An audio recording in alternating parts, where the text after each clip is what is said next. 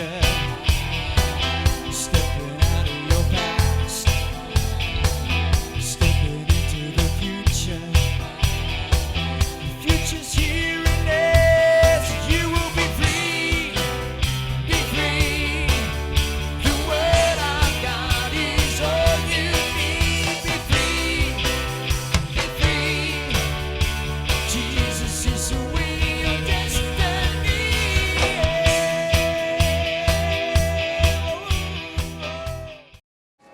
Well, Father God, we just come before you right now into this edition of Stepping into the Future from the Holy Land, and we just ask you right now to come and inundate us with your presence. Father, I'm so pleased today to introduce our guest, Father Eamon Kelly, and I'd like to introduce you to the whole world today.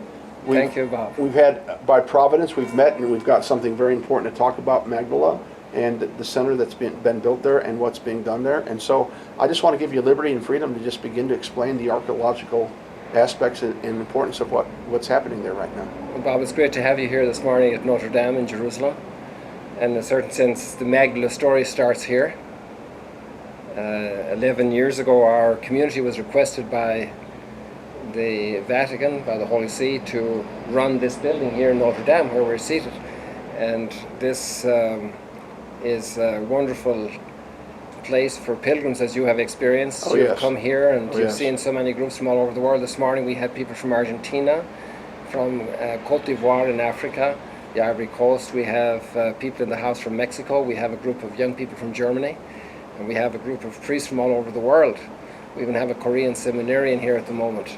So we have, in a way, the whole world, and we All have nations. about 30% of our guests are not Catholic. Majority of these are Protestant, of different colors and shapes and sizes. And then we have Greek Orthodox coming here, Armenians, we have Jews for Shabbat, we have Muslims coming here for NGO meetings. It's amazing the variety of people. Even a group of atheists once, that we had a great encounter with them. It was just really, our program doesn't have time to deal with that this morning. We had some wonderful experience. But I loved our conversation this morning. I loved the commonality that you've provided us and introduced us to. And so on that note, I'd like us to just have the freedom to say whatever's in your heart today. Yeah, well, wonderful. So this experience of precisely commonality that we have here in Notre Dame seemed to be the formula for us to develop a similar center of hospitality for people visiting the Holy Land, visiting Israel, to experience the great diversity of faith and yet the great goodness we all share in this. And so people come here and they walk where Jesus walked, they walk where Abraham walked, and they just feel the gospel, they feel the Bible, it comes alive. And then hospitality is a very important part of that, not just having walls and a roof and a bed and food, but also people to encounter and to meet. Yes, And yes. this makes a big difference. So it's not like providing just a hotel, it's providing, in a certain sense, a community, a living touchstone of the goodness we have from all this history. And our community was, the leadership, as we came here 11 years ago, was inspired to look at Galilee also as a place for this kind of experience. And one thing led to another. Would be a long story to tell you all the details that happened here, but we ended up in Galilee, at the Sea of Galilee, in a place called Magdala. We see here we have the Capernaum, Bethsaida, the Mount of Beatitudes, and this is where the boat was found from 2,000 years ago, some 25, 30 years ago. And then we were blessed to find a piece of land in Magdala, the town of Mary Magdala. And the Franciscans had started here actually 100 years earlier, and they were blessed to acquire a wonderful piece that was really the old historical core of Magdala, that had all the levels of archaeology 1700 years, going back to the time of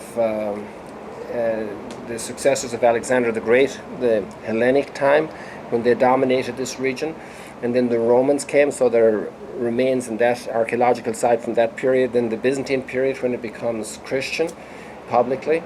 and then all of the Arab periods of the Arab conquest right up to the Turkish period, and even the Crusader wedge in between. So the Franciscan side here is very rich in archaeology.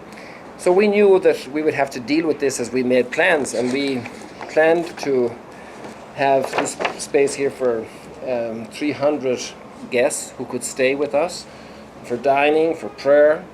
And we even actually planned a special place so that all of those who were not Catholic, all the Western Christians especially, could have a special chapel for them. And God said no. He said never on his watch. Well, actually, that's just my funny way of saying that here we found a synagogue. Exactly, which is what brought us together today. And we would not put a chapel on top of a synagogue. It wouldn't be the right thing to do for many reasons. Right. But this synagogue is very special because it's dated to the year 67 as its closing. So that means it existed in the 1st century and was out of action before the temple was destroyed. That's very special. It is very special. Now, you found something very particular there, which was, what, the oldest menorah. Right, you're jumping the gun on me here, Bob. Okay, I won't jump the gun. That's okay. I'm so intrigued by this. I'm so fascinated by this. So let's have the people look into the synagogue here. We'll have to go there and film at Magdala as well on your next visit or We will. second visit. We will in September, sure. So here we have a double row of seating inside the center of the synagogue space. This is about 1,200 square feet. And here we have mosaic and fresco. And you can, this pillar was actually lying down here protecting this stone. It was lying about 6 inches or 4 inches over the level of the stone. And we stood it up here, created this whole three-dimensional take on the synagogue. It was a wonderful moment when we stood that up. And then we found fresco, and this stone which is carved on all sides. So we'll talk about these things in a moment. And then we have meanwhile excavated a lot of this whole area, and it's still only 10% of the site, 15% of the site, so we have Certainly. 12 more acres to dig. So if you have friends who want to come, people who view your show, they are welcome. We need a lot of help. We've had over 1,200 volunteers doing this work for the last 6 years. So 6 years ago when it was announced, the big sensation was that the synagogue had frescoes and mosaic. The mosaic are little stones, 3 colors, dark or black, white, and then there's an ochre reddish color here in the center of the wheel, so to say, of the outer rim of the rosette, and here in the center also in the hub. This is actually the third of its kind in the country in the areas in the 1st century. There's one in Herod's Palace and the Southern Palace in Masada. There's one in the Old Upper City here in Jerusalem, and then this is in Galilee.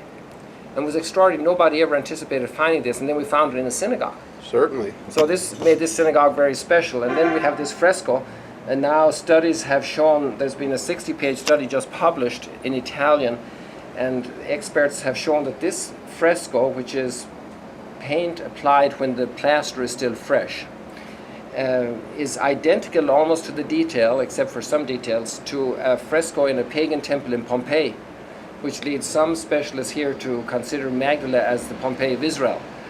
It's a little much, but it actually is contemporary to Pompeii, and very interesting from that point of view. So this, in all humility, then, you know, we are taught that humility is truth. So we have to say this is the most beautiful synagogue from the 1st century. There are 7 of them. Yes. But actually this synagogue is also unique in that it is the first synagogue ever excavated from where Jesus walked from his time. And what do we remember from the Gospels? Well, from the Gospels, I mean, he walked the earth during the time of 30. Around this time. Around this time. He walked in this area because Magdala is on the path from Nazareth to Capernaum. To the fishermen as well. And nowadays they have introduced 2 trails called the Jesus Trail and the Gospel Trail, 2 Israeli initiatives. And so you can walk from Nazareth like Jesus did to Capernaum and Bethsaida along the Sea of Galilee. And both trails have different routes, but they both come out at Magdala. So that means Magdala was on that route. It's the natural walking route. So we have the first synagogue excavated and open to the public now, which was on the route where Jesus walked from his time. And then Matthew 4:23, for example, says that Jesus taught in the synagogues and healed the sick there. Why don't we open up that verse and just read it? Yes. Matthew 4:23. And if you're at home and you have your Bible ready at hand, just open up Matthew 4:23. And there are many parallel passages that describe in similar words what Bob is just going to read for you now. Yes, in Matthew 4:23 it says, "And Jesus went about all Galilee, teaching in their synagogues, preaching the gospel of the kingdom, and healing all kinds of sickness and all kinds of disease among the people." And this is the first synagogue now that we have like this. Isn't that amazing? Yes, and on the very pathway, he would have encountered the people there. This potentially was being built by the very people that were there in that area during the time that he was walking on the earth. Exactly. That's a very good point. Yes. Yes. I'm so intrigued by this. So we have found more things, but we want to talk about one more detail within the synagogue. We found a stone inside the synagogue, Bob. We found this stone, and here's from a lateral view, which is the same on the other side of the stone. And you can see that it's carved with detail, ornate. This is Mount Arbel in the background. We're right at the Arbel junction. And you see it has legs, and it's carved on all sides. We won't go in now because of time into all the details on this side, but I want to point out two other features on the stone. And here we have this view of the stone.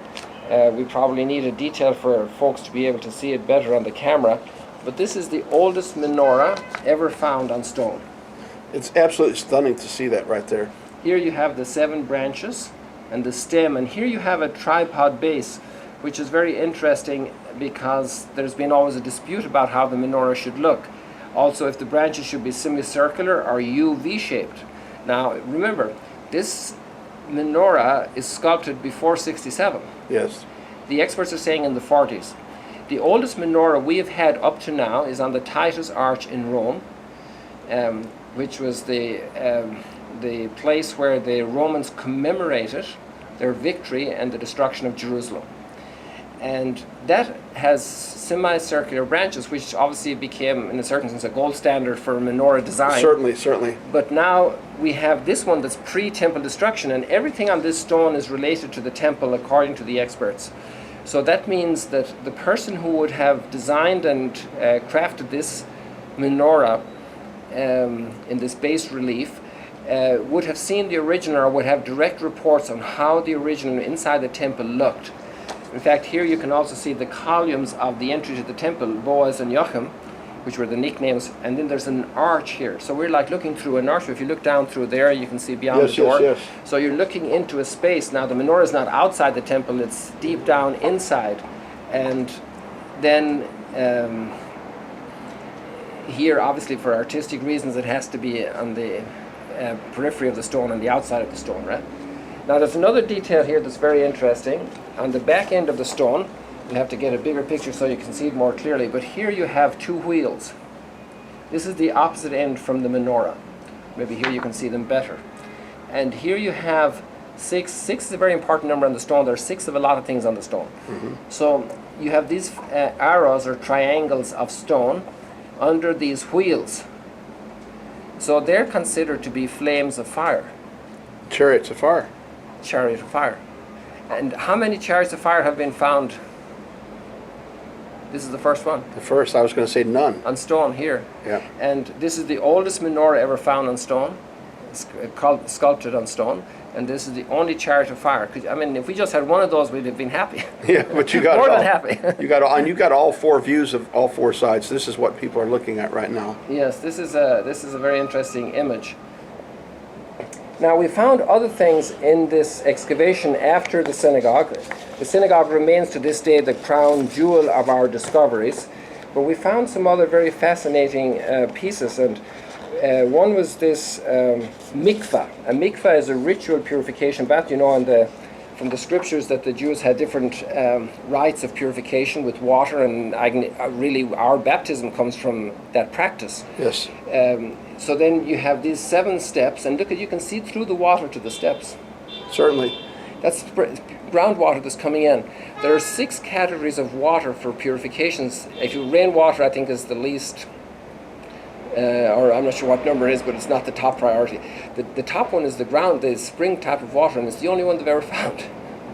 That's amazing. So this would actually tell us a little bit about the 6 water pots in John chapter 2, I believe it were. There was a wedding for. And they used this water for ablutions, for purification. Yes, according to the manner of the Jews for purification. So Yes. there was a wedding in Cana of Galilee. Right. And so they put out the 6 water pots according to the manner of purification. So this would be I'm indication. not sure about that. I'm not an Okay. expert on that, but I see. it's possible that there's a relationship. But here, at least, we have this mikveh, and then there are 2 others. So the 3 mikvahot are all connected by little canals, and the water flows to them. And we'll have to go and visit this and see this, Bob. Yes, we will. Directly. And then underneath this roof, we found another mosaic. So it also has a rosette design over here, but it's in need of repair. Right now it's covered for protection. And it has this meander design, like we have in the synagogue, just with also some variations from the So synagogue this is the design. awning. This is the awning that you have prepared over this to protect it at Yes. the present time. Right. So then we also found infrastructure for the fish processing industry. That's fascinating. It's We like a talked factory. about this. Yeah. And here you have a shaft going down that's very narrow, like a narrow stairwell that's steep, and about maybe 9 or 10 steps depending. And this shaft goes down, and you have these basins like sinks, kitchen sinks, bigger, smaller, shallower, deeper. And there are 5, 6, 7, or 8 of them around the mouth of this shaft. So they were able to bucket out the water and replenish the water that was evaporating and from the use. And they were tossing the fish there to pickle them. And we have found 10 units of this. So it's like an assembly line or a Factory. A factory. Certainly. Exactly. And there, even some of them have very heavy paved streets into them, so they were probably also marketing it right there for the population, maybe going down with it to Tiberias or for the local communities in the area. And they were probably taking it to Rome through Caesarea Maritima. In fact, Flavius Josephus says that fish from Magdala, which was processed in Magdala, was sold in Rome. Now tie this into the fact that we have Jesus in the gospel accounts in the company of fishermen all the time. And walking through the synagogue and teaching and preaching perhaps could have been really in that place right there, at the very place that this marketing would have gone to the nations of the world. I'd like to take you one more step there in the archaeology discoveries, but it's transformed now into a different space. If we look at this picture here, Bob, here you see this is original floor. Everything else is added here, so abstract out all of this, but just this original floor. This is market space floor at the 1st century port in Magdala, Where the fish would have been processed and sent out of. where the fish were taken off the boats. And then who was going to be using that? Well, the fishermen. We know the names of some of them. Yes. Don't you know any names of fishermen in the 1st century? I do. We want to let the listeners and the viewers guess who they are. We got Peter. Who else? We got John, James. We got Peter had a brother. we got the twin. We got Andrew. We got actually 7 of them that get in the boat in John chapter 21 and go out and catch 153 So then we fish. even know the name. And now if you're, and it says when they follow Jesus that they left their father and the workers. So correct. they had quite a team. They had an infrastructure of a fishing. business in place. And then they were taking it to this port for export Yes. to Rome. So it's an interesting, and at that time, let's say we go back to not the time when the synagogue was closed in 67, let's go back to, let's say, the 20s and 30s. Tiberias has been founded by Herod Antipas as the new capital for his part of the Tetrarchy. And so there's a lot of demand. There's a lot going on there. There's a boom in the economy. So there's a need for supplies, for food, for more infrastructure to satisfy that population. And then we have the port of Caesarea Maritima, which was, when Herod built it, the most beautiful and most important port of the Roman Empire. And that's probably, 2 days walk with mules across the Jezreel Plain by Megiddo out through the Iron Valley. And there you're at Caesarea Maritima. Now the boats can take that fish around to Corinth and to Rome and the other towns along the Mediterranean. So you begin to get a sense of the economy and the connections. Quite a marketing the strategy. lifestyle of that time, and also an explanation of how this synagogue could have been so ornate, and even these ritual purification baths. So there's a whole study in progress right now with all these experts and academics trying to integrate this new knowledge into the understanding of the time of Jesus and the generation after Pentecost. Yes. This is all very, very fascinating. And you know what's interesting to me is it's, outside of your circle and what you guys are doing right now and what you've been working very hard at, it's probably very, very not known. It's not known around the world. There's a lot to do. Quite a few reporters actually have covered it already, and different programs, even National Geographic and New York Times and CNN have done work in many Israeli publications. But it takes a long time for a message to really get to all the people. Yes. You're absolutely right. Yes, I'm so wonderfully satisfied with what we're coming across with right now. There was something that we talked about earlier, a little bit earlier, that if we don't cover in this show, perhaps we can cover in the next show, and that was the columns of the women that were at a particular place that you've got here. That's very interesting. We're in the town of Magdala, so women have to be emphasized here, and their work in Jesus ministry. Obviously, the world talks about the fishermen and Jesus preaching, but these women played a very significant role. They played a role in their support for him, and certainly they were not impoverished women. They were women who were of means, who supported him entirely and completely in his commission and what he was doing on the earth. And do we have time to go into that right now? Well, maybe we'll do that in the second segment, Okay. but I was just thinking to comment on something else. Since you brought up the issue of the women, our excavation was assigned, we hired the Israeli Antiquities Authority to do this excavation because it was in view of the building of the whole hospitality center in Magdala. And the Israeli Antiquities appointed an archaeologist, and her name is Dina Avshalom Gurney. So there was a woman in charge of the excavation. And when we had the inauguration day in May last year, the Israeli Tourist Ministry was represented by a woman. And then they licensed us to dig the rest of the site with one of our universities in Mexico, the Anáhuac University. And it turns out there's a woman leading up that investigation. Then one of the architects of the new building was a lady, and then all the decoration was done by a lady from Latin America. So the women not only were there 2,000 years ago, but they're leading the effort at Magdala today in a very significant way. It would seem to me that Holy Spirit is really emphasizing the women and their role in society. There was another factor as well from 1st century to 21st century, similar to this. One of the managers of the construction that we've been doing actually reflected. He said, it's interesting that we have today working on the project, obviously Christians because we're there leading the whole thing, but Muslims and Jewish people working together. We have people who are secular, who are not very religious, also working with us there together. And he was reflecting on the Magdala that we've uncovered, because the Franciscan part that I mentioned earlier has more or less the ancient Greek hub of the town, the Hellenic period, right? And then we've found a very pious part of the town where we have the synagogue and the ritual purification baths. So we're looking at a population in that part of the town that's very religious. And it's interesting how that mix was there, and how we also have it in all of those who are working today in the excavation itself. In the excavation and also in the construction. So we have quite a variety. We've over 1,200 volunteers from maybe 30, 35 countries have helped us in the last 6 years. We found the synagogue in August 2009. And it was published in 2011, 2009 in the beginning of September.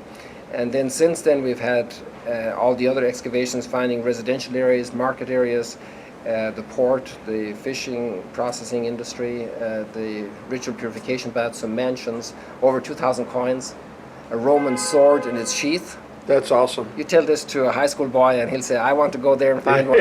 I want to go there and find one. Yeah. And it's just no end to. We even found things for girls very interesting, eyebrow accoutrements for ladies' facial improvement. Fascinating.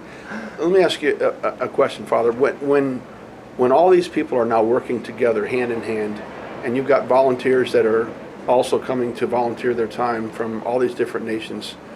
Tell us a little bit about the volunteer program. I mean, you've got a program there where people can actually come and volunteer.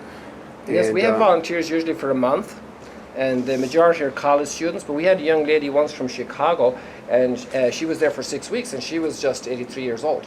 But she had a great time, and I remember the following summer we had a man here, an Israeli from Beersheba, and he was 79, and he just loved it. There's actually a gentleman here and is English and Israeli, a Jewish man, and he came in to volunteer, and he lives some of the year in England and some of the year in the Galilee, and he just loves it. He's part of it. It's amazing how many people come. We've had people of no faith come. We've had Christians come who were never baptized, and they decided they were going to get baptized in the Jordan or there in Galilee. It's amazing the path that people enter into, and sometimes who knows what the result is going to be. We're going to see that in heaven. Amen. That's true. It's true. Well, Father, I know that we're coming to the end of our time today. We've got just about 1 minute left. If there was anything that you could say to anybody in the world that you want to say today, what would you say to them? I mean, there's the camera right there. Well, 6 years ago we had no idea what we were getting into, and we have all these surprises. We couldn't have planned it. We couldn't have got this bounty by our doing. So we could also ask, why has this been hidden for so long? And why does God want it today? So it's all in His providence, and there's a message here that we have a lot. When we look at this synagogue, who was praying there? Who was using it? Well, there were Jewish people, obviously, it's a synagogue. But then there were Jesus followers. And at that time, we weren't divided into Presbyterian and Methodist and Seventh-day Adventist and megachurch and Orthodox. We were one family of Jesus followers. So I think there's a huge call here for us to look at what we share, and also to see this time we were not yet separated from the Jewish people, so we are still deeply bonded with them in the first century. The separation hadn't happened as hard as it happened then later. And so there's a call to look at that, and I think here we have a great message of commonality, the word you were using there, Bob, earlier, that really speaks to the hearts of many people today. We need to get over so much prejudice and difficulty between our faith communities. We're not doing a hodgepodge. It's on a path of mutual discovery of who we are and how we can recognize the blessings each have and each has, and then the things we can do together and to grow in a greater witness together to the one true God. Well, I just want to say thank you so much for being on the program today, Father. I just appreciate you, and we're going to do another one, and we're going to come back and talk about some more fascinating things. God bless you, Bob. God bless you too, sir. God bless the work you do. Thank you.